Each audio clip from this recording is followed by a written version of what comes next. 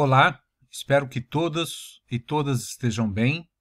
Vamos dar continuidade às nossas atividades não presenciais da unidade curricular Recursos Naturais e Energia.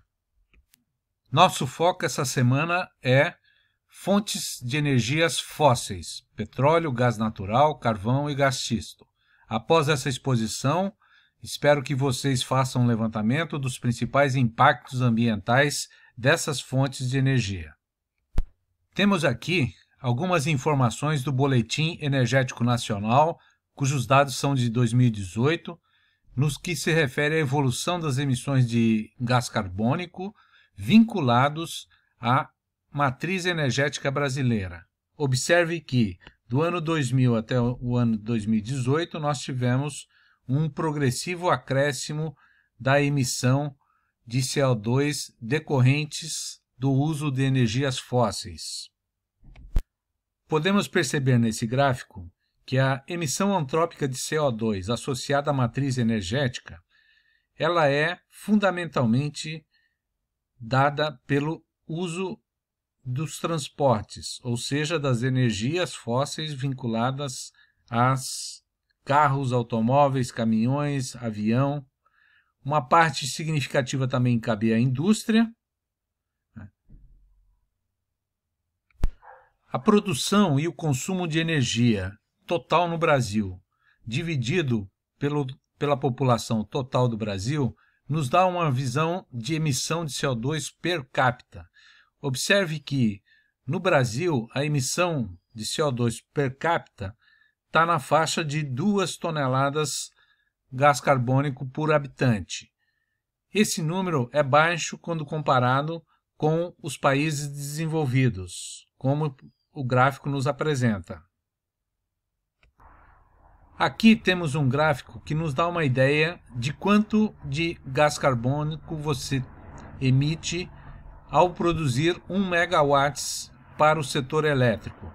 No caso brasileiro, esse valor é relativamente baixo comparado com países como a China e Estados Unidos, que dependem basicamente do carvão e de termoelétricas para produzir a eletricidade. Vamos iniciar pelo petróleo como fonte de energia.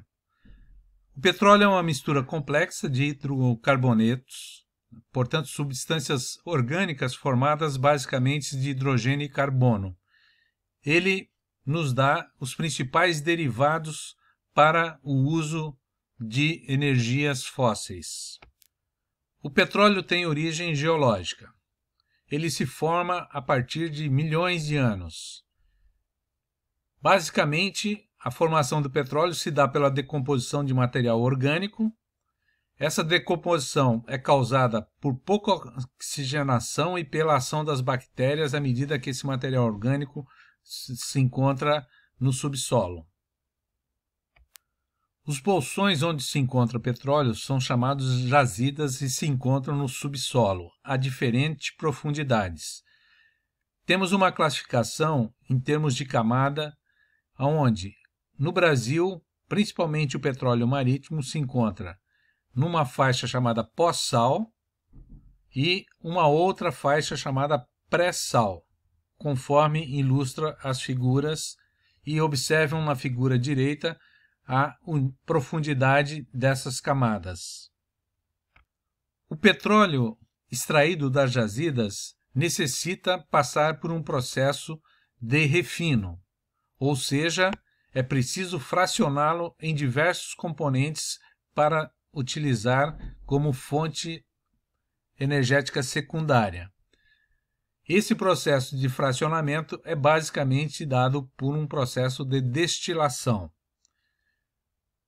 É claro que precisamos, antes de iniciar esse processo de destilação, fazer uma dessalinização do petróleo bruto extraído principalmente do fundo do mar. O petróleo extraído das jazidas passa por um processo de transformação que denominamos a cadeia de petróleo, ou seja, além da extração das jazidas, que é considerada a etapa de produção, do transporte desses locais de extração para as refinarias e das refinarias para passar por um processo de destilação fracionada. E posterior a esse processo, temos então os produtos secundários chamados fontes de energia secundárias, como o óleo combustível, a querosene, a gasolina, a nafta e o próprio GLP, que é o gás liquefeito de petróleo que usamos na cozinha. Esses produtos finais serão depois armazenados e distribuídos conforme o esquema aí indicado. Nosso interesse no petróleo aqui é como fonte de energia, mas não podemos esquecer que o petróleo nos dá a matéria-prima para a produção de inúmeros produtos feitos pelas indústrias. Você tem aí alguns elementos indicados.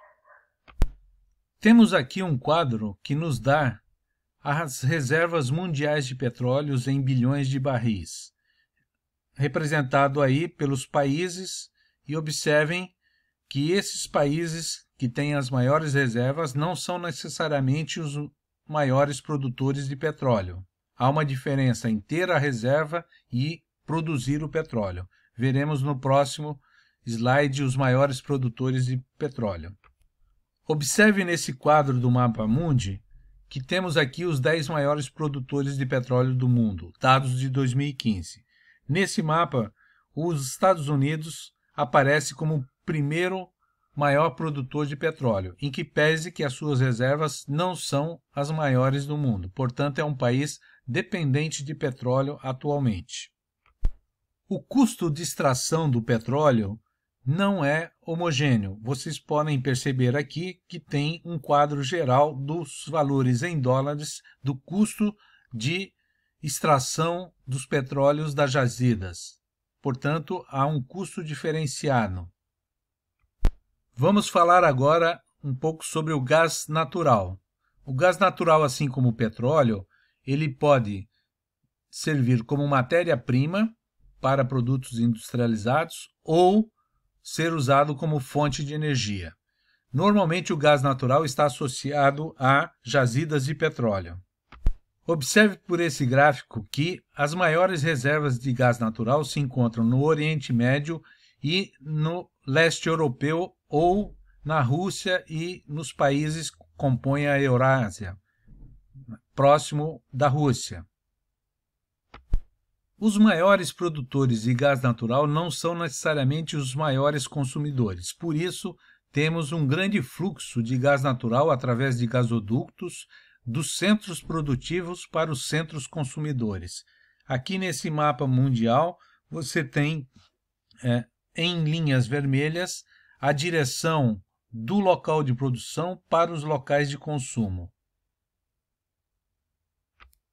No mundo vem crescendo o uso de gás natural para a produção de eletricidade. Portanto, a partir das termoelétricas, alimentada por gás natural, nós temos a produção de eletricidade. A maior parte do gás natural consumido no Brasil é importado da Bolívia. Naquilo que o Brasil produz, observe que a maior produção se encontra na Bacia de Campos, no estado do Rio de Janeiro. Portanto, a produção de gás natural no Brasil ela é insuficiente para cobrir a demanda que se tem nas termoelétricas e na indústria brasileira. Observe aqui o circuito de gasodutos no território brasileiro. A principal linha de gasoduto vem da Bolívia para o Brasil e do sudeste do país distribuído para a maior parte do Brasil. Temos aqui uma concepção de uma turbina a gás para a produção de eletricidade. Basicamente, ela tem a mesma configuração de uma turbina de uma hidroelétrica. O problema é que quem move a turbina, nesse caso, é um processo de combustão do gás natural. Vamos para a terceira fonte de energias fósseis, o carvão. Assim como o petróleo, o carvão é decorrente de um processo geológico. A sua utilização é milenar, principalmente para os fins de aquecimento doméstico, de iluminação e cocção de alimentos. Porém, para uso energético de produção de eletricidade é recente, né, o uso de carvão. Temos aqui um esquema que nos mostra o processo geológico de conformação dos produtos e subprodutos denominados parentes do carvão. Observe que conforme o nível de soterramento, portanto de pressão exercida sobre a matéria orgânica, nós vamos tendo tipos diferentes de carvão, né? Turfa, lignito, hulha e andracito, que este último sim é considerado o carvão utilizado para as termoelétricas. Temos aqui uma indicação da composição química principal desses elementos decorrente do processo geológico. Temos aí uma parcela de oxigênio, uma parcela de hidrogênio e uma parcela de carbono. E do lado direito a indicação do poder calorífico de cada um desses materiais. Aqui, do lado esquerdo, temos uma foto de uma região onde o subsolo contém turfa. E do lado direito, nós temos uma indicação de uma amostra de antracito, que é um carvão já mais compactado pelo processo geológico, cuja presença de carbono é maior. É visível que o processo de extração a céu aberto do carvão provoca um grande impacto ambiental na região. Além da extração de céu aberto, nós também temos extração em minas.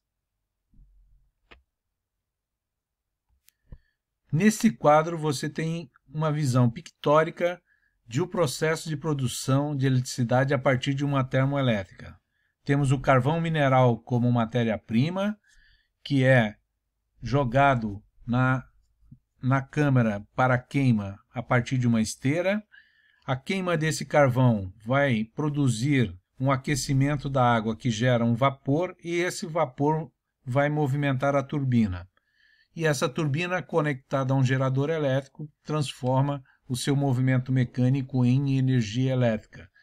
Vejam que do lado da turbina para o lado direito, praticamente nós temos o mesmo processo de uma usina hidroelétrica.